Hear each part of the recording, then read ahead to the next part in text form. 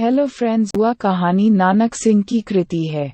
इसमें कथावाचक हमारे लोगों को अधिक से अधिक खाने पीने की सेवा करने की रुचि का परिचय देता है, जो कभी कभी अतिथि को खुश करने के बजाय दुखी और परेशान करता है।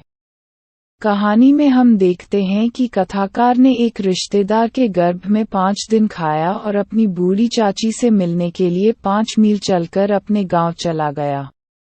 रात के कैंसर के कारण भूया कथावाचक को पहचान नहीं पाए, लेकिन जब कथावाचक ने उसे अपना नाम बताया तो उसे उससे प्यार हो गया। उनके पोते और एक बहू भी थे। अलविदा कहने के बाद भूया ने अपनी बहू को कथावाचक के लिए रोटी बनाने का आदेश दिया।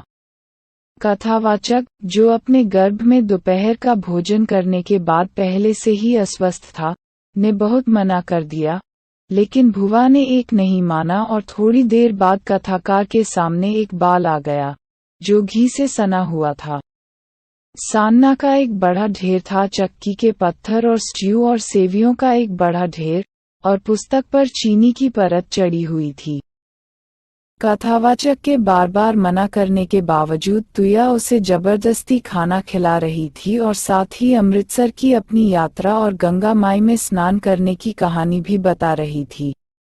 चाची की बेटी, वह पिघला हुआ घी का कटोरा ले आया और सेवियों पर डाल दिया कथावाचक द्वारा। 1.25 घंटे बीत गए, लेकिन उनमें सोवियत खाने की हिम्मत थी नहीं था। इतना कि उसका देवर उठा और अंदर चला गया, इसलिए उसने नौकरानियों को दीवार के कोने पर ओवन में फेंकने का फैसला किया। कथाकार ने थाली को फिर से सेविया को सौंप दिया और चला गया। अंत में आधे रास्ते में वह उस कालातीत प्लेट से मुक्त हो गया। अब कथावाचक आंगन में पलंग पर गिर गया था और उसका पेट फटने ही वाला था। उसने सोचा कि अगर कोई लड़का या लड़की जाग रहे हैं तो वे उससे थोड़ा सा जवाइन मांगेंगे और खाएंगे। रहता है, उसे पूरा करने आया है। उसने बहुत मना किया, लेकिन व्यर्थ। अंत में उसने चीन को पकड़ा और अपने मोजे के जुर्राब पर रख दिया और कहा कि उसे कोल्ड ड्रिंक पीने की आदत है। चीन फिर से कथावाचक के हाथ में था। एक ड्रिंक कम, लेकिन फिल्टर कहाँ है? उसने कहा कि वह रुकेगा और पिएगा। यह कहकर उसने धान को पलंग की नींव पर रख दिया, जो इतना मजबूत नहीं था कि छलनी का भार संभाल सके। छलनी नीचे गिर गई और दूध छलक गया।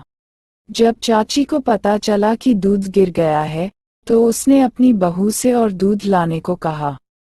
जब बहू ने उसे बताया कि दूध जाग गया है, तो भूया बहुत क्रोधित हो गई और बोली, सभी दूध के कारण मुझे जागना पड़ा। बेचारा लड़का अब दाता मोगा पिएगा।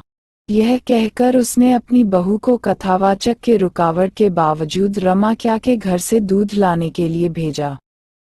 बहू के चले जाने के बाद भुवा कथावाचक को बताने लगा कि कैसे वह अपने भाई के घर मन्नत लेकर पैदा हुई थी। इतना ही कि बहू ने आकर भुया से कहा कि आज रमाक्या का काटा हुआ सारा दूध चूस गया है। यह सुनकर तुया बहुत क्रोधित हो गई और बात करने लगी। वह शर्मिंदगी के करुणामय भावों के साथ कहानीकार की पीठ छू रही थी और कह रही थी, अंकल भुखाए सेवगा।